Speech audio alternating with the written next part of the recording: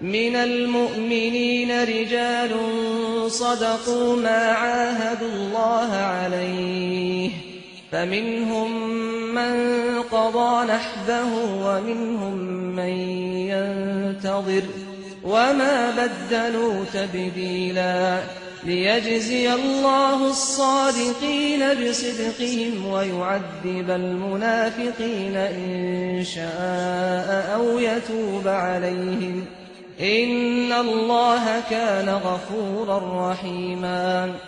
Muhammad says, just drink the poison, get a date, it should help you. Okay? Date? Can someone go and get a date? And also, can someone check if it is poison or not? Right, I think we should leave that there. I don't know what the public liability is like here, Hamza. I'm feeling a bit... Right.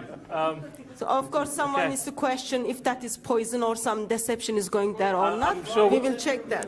Right, thank you.